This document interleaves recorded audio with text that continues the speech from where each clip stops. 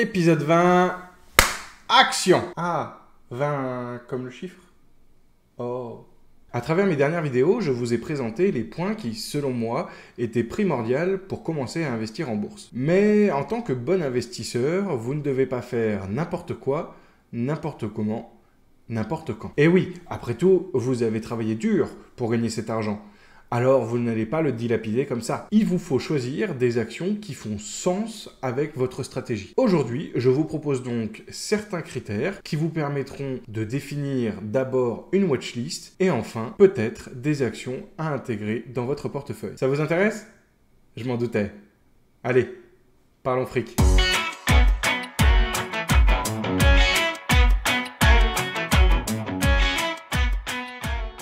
Salut, c'est Romain. Bienvenue sur la chaîne où on parle fric, finance récréative, investissement et crypto. Sachez avant de commencer que je ne suis pas conseiller financier.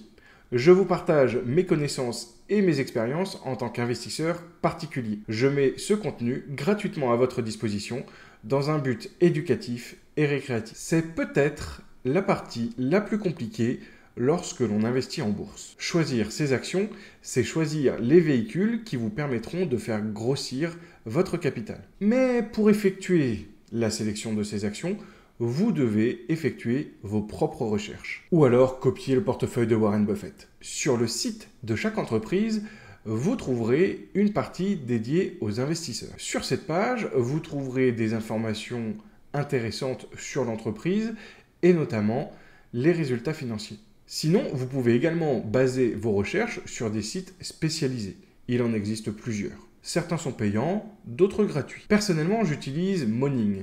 Moning, c'est une plateforme française qui vous donne accès à un certain nombre d'informations, même avec la version gratuite. Et c'est largement suffisant pour les débutants. Évidemment, en payant, vous aurez accès à des informations complémentaires plus précises. D'ailleurs, si ça vous intéresse que je fasse une vidéo dédiée au site Moning, n'hésitez pas à me le dire en commentaire et je réfléchirai à le faire. Je vais lister les critères de sélection qui, à mon sens, sont intéressants. Tous ces critères ne seront pas pertinents dans votre cadre personnel, tout dépend de votre stratégie. Premièrement, le pays d'origine. Et oui, ça paraît bête comme ça, mais c'est peut-être là où il faut commencer. Rappelez-vous qu'en général, on conseille d'avoir une bonne diversification géographique. Mais il faut bien avouer que les actions américaines proposent des perspectives un peu plus intéressantes. Prenez 2 minutes, regardez autour de vous. Combien d'objets ont été manufacturés par des entreprises américaines?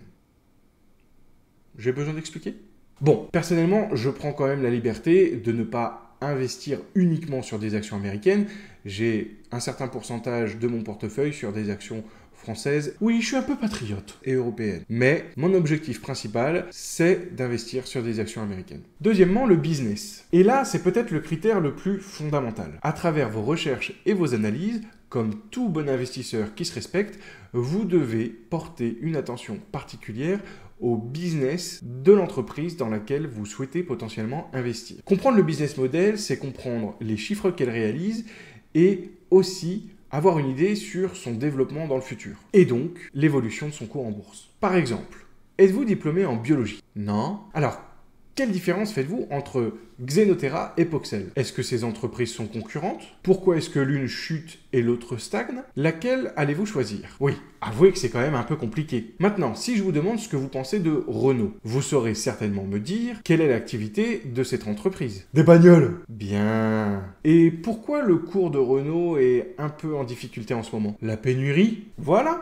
Vous voyez, c'est aussi simple que cela. Comprendre l'activité de l'entreprise dans laquelle vous investissez, c'est limiter les risques de votre investissement. Le chiffre d'affaires. Beaucoup d'investisseurs débutants se focalisent sur le chiffre d'affaires. Oui, c'est cohérent, mais encore faut-il savoir l'interpréter. Si une entreprise est ancienne et a un certain niveau de maturité, il est normal que son chiffre d'affaires ne décolle plus. Il peut augmenter, stagner, voire même un peu reculer. J'ai dit un peu. A contrario, une entreprise jeune, on attendra en général que son chiffre d'affaires, lui, explose. C'est le signe que cette petite entreprise se développe. Mais ça ne veut pas dire qu'elle est rentable.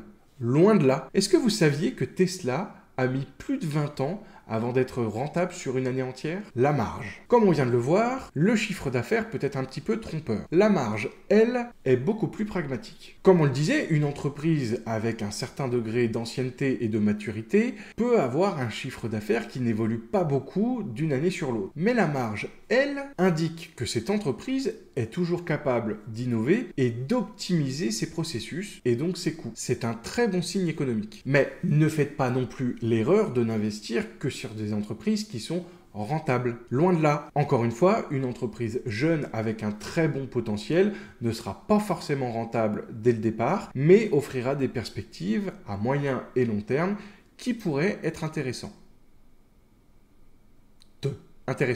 Ces pépites, comme on les appelle, peuvent évoluer de manière très positive sur le moyen et le long terme et devenir de vraies sources de valeur dans le futur. L'endettement. Imaginez que vous souhaitiez mettre en location un appartement. Accepteriez-vous le dossier d'un locataire criblé de dettes?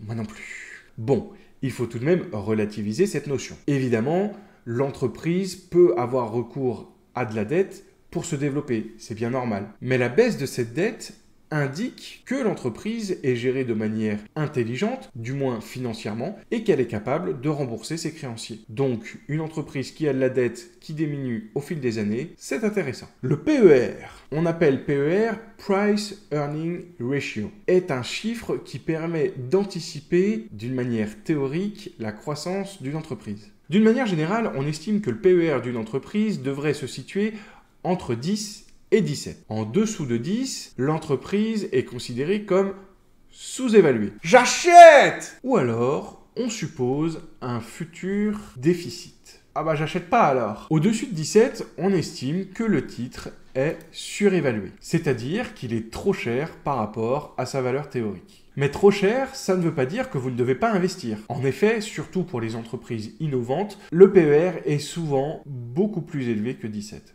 Apple a un PER de 24, c'est-à-dire que le titre est surévalué par rapport à sa valeur théorique. Celui de BlackRock est à 15, pile poil dans la moyenne. Celui d'AXA est à 7. Quant à l'entreprise Tesla, son PER est à 97. To the moon! Vous ne devez donc pas prendre cet indicateur à la lettre, mais vous devez l'interpréter.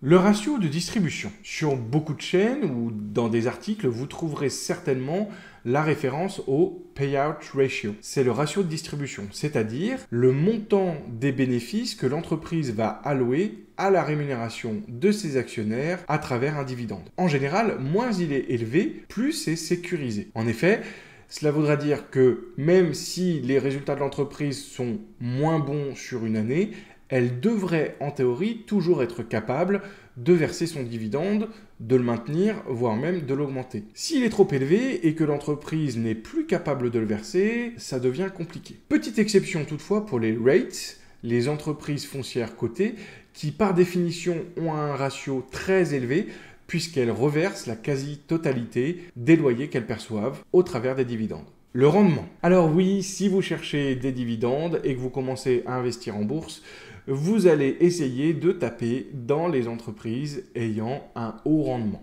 Erreur. Et oui, il faut se méfier des hauts rendements. En général, cela peut cacher une mauvaise santé de l'entreprise. D'une manière générale, et en dehors du bear market, qui va faire relever le rendement, mais ça, je vous l'ai déjà expliqué dans une précédente vidéo que je vous mets là, on aura tendance à vous déconseiller d'aller chercher des rendements au-delà de 7%. Si vous trouvez des dividendes avec un rendement supérieur, demandez-vous ce que ça cache. Imaginez investir 1000 € pour toucher 100 € de dividendes annuels et voir le titre chuter à 700, 600, voire 500 € à la fin de l'année. Est-ce que c'est rentable? Je ne pense pas. La sûreté du dividende. Même si les entreprises n'ont aucune obligation légale de verser un dividende, il faut bien avouer que ça fait tout de même partie de l'image que renvoie l'entreprise. Ainsi, on distingue plusieurs groupes fictifs, notamment aux États-Unis, avec par exemple les dividendes aristocrats qui maintiennent et augmentent leurs dividendes depuis plus de 30 ans, et les Dividend Kings qui, eux, maintiennent et augmentent leurs dividendes depuis plus de 50 ans. Donc même si contractuellement, vous n'avez aucune garantie que vous allez toucher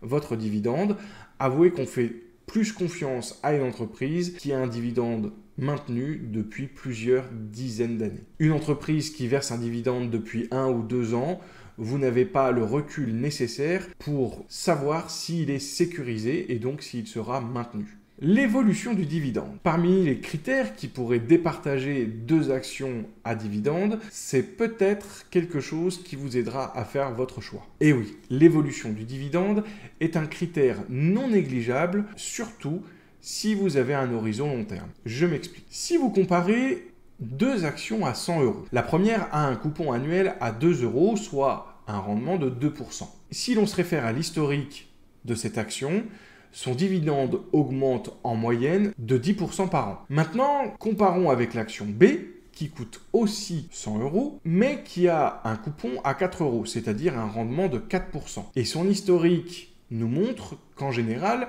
le dividende, lui, augmente de 5% par an. Alors, laquelle vous choisiriez? Je vous montre ici dans ce tableau l'évolution de ces deux dividendes. Donc, on a bien l'action A et l'action B. Si l'on se réfère à mon tableau, on voit que l'action B, dont le rendement est supérieur, va nous rapporter plus d'argent durant les 15 premières années.